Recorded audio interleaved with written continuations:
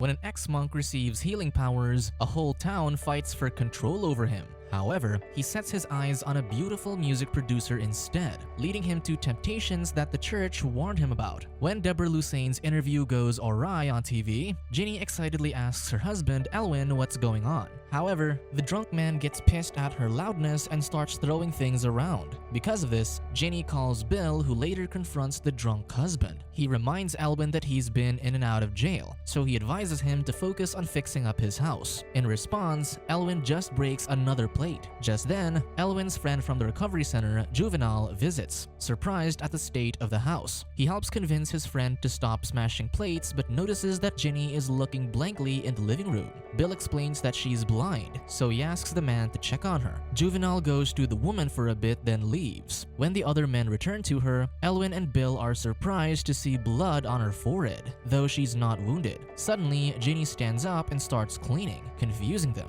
Looking at them in the eyes, the woman declares that she can finally see. Curious, Bill goes to the recovery center days later to look for Juvenal. He speaks to Father Donahue, who recognizes his guest as a former minister turned car salesman. Bill admits that he used to have a congregation, but when they moved into town, he went bankrupt. Ginny was actually his organist who used to be blind but can now see. She claimed that her eyesight healed after Juvenal touched her, calling it a miracle. Donahue doubts this and just ushers the former minister out the door. The following day, Bill visits his friend Lynn, who works as an assistant to a music producer. The woman also used to be part of his flock. Thus, she has spoken to Ginny about recovering her eyesight. Bill shares that Juvenal used to be a Franciscan monk. He speculates that the man discovered his healing powers there but left since the monastery didn't support him. The salesman then points out that people will flock around a miracle man like him. With this, Lynn realizes that Bill wants to market Juvenal. Bill doesn't deny this, though he complains that he hasn't been able to contact Juvenal. Donahue knows about his past, so he'd been keeping him from seeing the healer. With this in mind, Bill suggests that Lynn sign up for the recovery center. To help with this, he's even bought her a fresh bottle of vodka. Elsewhere, August stands trial for harming a priest during mass after he protested against their religion. August remains unapologetic and even accuses the judge of being unfit to proceed over his trial, given that the man was recently excommunicated due to his divorce. The judge berates the defendant and holds him in contempt while protesters start calling out outrage at the back of the courtroom. Eventually, Lynn manages to get herself admitted to the recovery center, where she finally meets Juvenal. However, the man can tell that she's not dependent on liquor like the others, so the woman admits that she signed up to find him for Bill. Later, August brings Father Nestor from the Franciscan monastery to the center. He introduces him to Donahue before heading off to greet Juvenal. He sits with him and Lynn, then proudly shows them the newspaper article about his arrest. Juvenal explains to Lynn that August leads a group called Outrage, or Organization Unifying Traditional Rites as God Expects. They aim to break unorthodox gatherings to restore traditional forms of worship. With that, August invites Juvenal to their mass on Sunday, but the man declines since he has to work. August gets pissed, accusing the man of serving God for years then turning his back on him. Juvenal defends that he's merely doing a different type of service, but August thinks it's low for him to be helping out drunks. He then asserts that he'll expect him on Sunday before leaving. As he's driving with Nestor, August asks for information about Juvenal, apparently having heard of his miracle story and wants to use it for his organization. Nestor was part of the monastery where Juvenal served, though the priest reveals that he was mostly stationed elsewhere during the man's service. After leading a session that day, Juvenal takes Lynn to his office, allowing her to ask him questions. She wonders why he's not annoyed that she tricked her way to get to him, but the man shrugs it off then asks how she knows Bill. Lynn shares that she used to be a baton girl for Bill's church. However, she admits that she doesn't really believe in miracles but is curious if Juvenal is the real thing. Sensing something in her, Juvenal asks if there's something she wants him to heal. Lynn hesitates to answer, so the healer touches her and figures out that she has a tumor. He wonders if she planned to test his powers on it, and she confesses that she thought about it. To her surprise, the man tells her that she'll be fine before leaving to help another patient. Nervous, the woman calls Bill, urging him to discharge her from the center. She also insists that Juvenal is the real thing since he knew about her condition without her mentioning it. After the call, she looks for Juvenal. To her shock, she finds him bleeding on his side and palms. The woman runs off scared. She shares this with Bill that evening, asserting that Juvenal had the same wounds as Jesus had.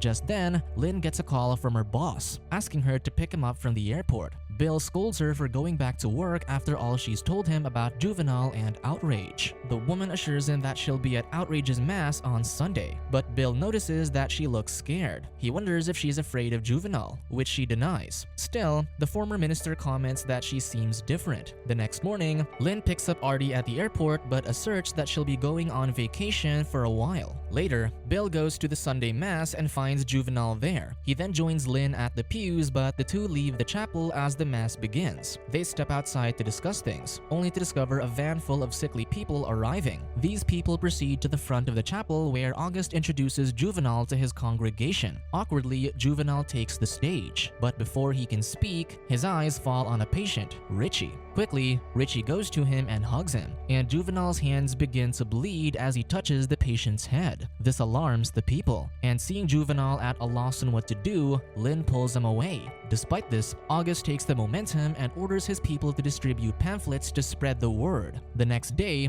the group leader even takes the photos of Juvenal's miracle to a journalist, Kathy. He asserts that in one photo, she gets 3 stories: the miraculous leader, the rapid expansion of Outrage, and the healing of Richie, who had leukemia. Meanwhile, Juvenal hides out in Lynn's apartment. The woman finds it strange that he's not surprised or bothered by the miracles he does, so Juvenal admits that he's numb to it. The first time it happened was when a crippled kid in Brazil approached him. He had the urge to touch him, and at that moment, his hands started bleeding. The monastery told him to keep it a secret since they didn't want the attention. Juvenal then decides to return to the center, so Lynn drives him there. On the way, he deduces that she's curious if he's attracted to women or if he's abstaining. Lynn is surprised that he figured out what she was thinking, so Juvenal explains that he just listens well and observes people. Lynn jokes that she thought he touched her the other day since he sensed something supernatural, but the man admits that he just wanted to caress her. To answer the question in her mind, Juvenal confesses that he is attracted to ladies, though he's never been in love. Later, Lynn meets with Bill, who wants the full scoop about what she and Juvenal talked about. She comments that he seemed normal, which the former minister doesn't believe. She also mentions that she washed his bloodied clothes for him,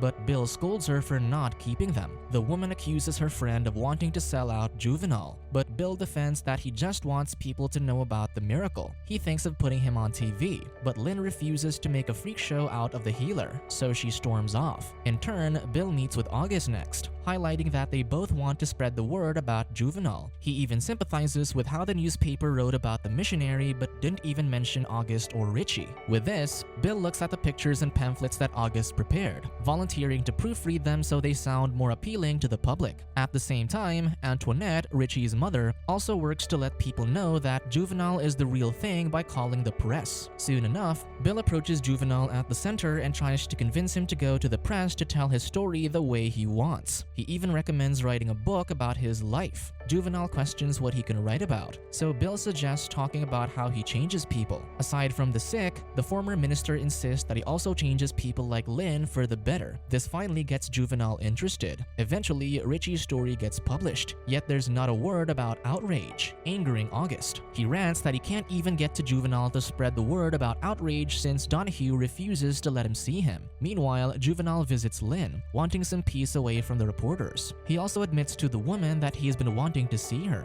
a feeling that Lynn reciprocates. With that, Juvenal kisses her. During this, Bill manages to convince talk show host Deborah to schedule an interview with a healer. He also approaches Kathy afterward to sell her exclusive access to Juvenal, though he wants a big cut of the publishing earnings. To make her accept, he tells her where the healer is right now. Meanwhile, Juvenal has consummated his romance with Lynn. However, the woman hesitates in taking things seriously, given her new lover's fame and connections to a religious order. Despite this, the two enjoy the day as a couple. To settle her nerves about them, Juvenal admits that he's had experience before, though he later found out that his first partner was a woman of the night. It happened right after he left the missionary when he spent months drowning his sorrows in liquor. This is how he ended up at the recovery center. As she prepares snacks for them later, Lynn warns Juvenal not to trust Bill since he's a con artist. She warns that the man is selling him, which she knows about since Bill wanted her to be his partner. To her surprise, Juvenal tells her to take the job. Lynn is confused as to why he let Bill market him after keeping his head low for years. She warns him that people will take advantage of him,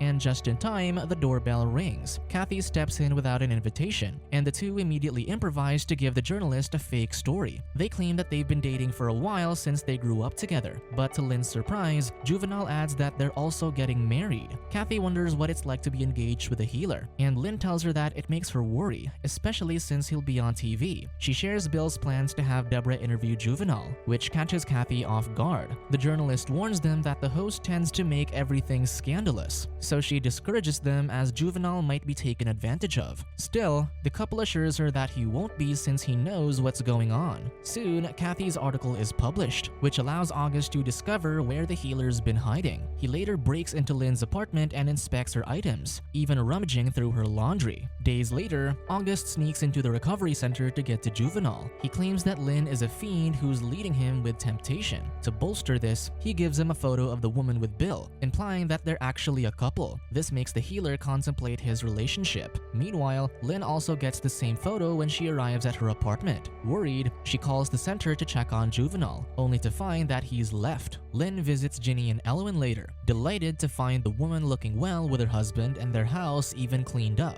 She shows him the photo of her and Bill just as Juvenal walks in, revealing that he's hidden there. Lynn explains that the dress she's wearing in the photo is the same one she had at the Sunday Mass. Ginny also agrees that the photo is obviously fake. This assures Juvenal of her loyalty to him. To get some reprieve from all the press, the couple skips town and finds a place where no one knows Juvenal. There, they enjoy being a normal couple, but despite managing to get away, the healer decides to still attend the interview as he intends to reveal that his healing has disappeared. This surprises Lynn, so he explains that after August gave him the photo, he went to a mall to clear his head. There, he found a disabled man whom he tried to heal, but it didn't work. Lynn is scared that he lost his powers because of her, but he believes that his own lack of faith convinced God to take it. He plans to go on TV to announce that his powers are gone, and after that, they can move away and live normally. With this idea, Lynn feels hopeful. Back in town, Bill convinces Artie to partner up to expand Juvenal's marketing. They speak to Antoinette to get her son's story, and soon August joins them. However, the man judges the woman for being a dancer at a club. He insists on knowing where Lynn and Juvenal are, but Antoinette changes the topic, musing about the idea of the two being romantic. This makes August uneasy, so Bill asks about his relationships. The man asserts that they don't allow women in outrage, and Antoinette comments that separating men and women to avoid impure thoughts is what's wrong with the church. This has their companions laughing, which upsets August further. He gets up to leave, declaring that he has to do something which they'll read about in the paper. Worried, Bill follows the man out, so August takes the chance to accuse him of sending Lynn to taint Juvenal. He calls him a shame to God, which offends Bill, so he walks off. Soon, Juvenal and Lynn return to her apartment only to find it vandalized. Unbeknownst to them, August returns with a gun in hand, plotting to kill Lynn for his skewed idea of saving the healer. He storms the apartment and Juvenal shields his girlfriend from the intruder. Still, August asserts that he's saving the healer from filth, so he aims at Lynn. Juvenal hurriedly pushes his hand before he pulls the trigger, but in their ensuing struggle, August accidentally falls off the balcony. The day of the interview finally arrives, and Deborah shoots questions at Juvenal about his faith. She tries to belittle him since the Archbishop refuses to acknowledge his stigmata due to his relationship with Lynn.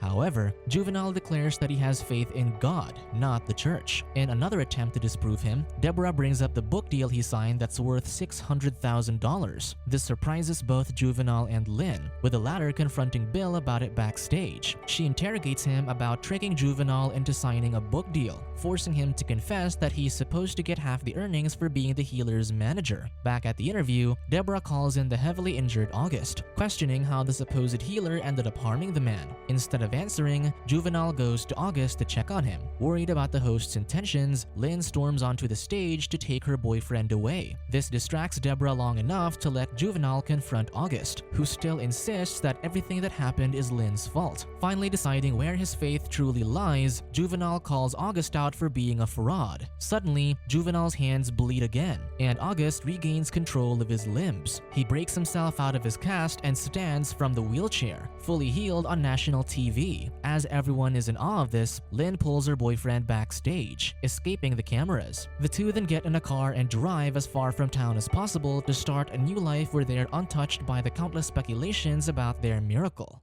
Subscribe to watch more videos like this, turn on notifications and leave a like to help the channel out. Thank you for watching.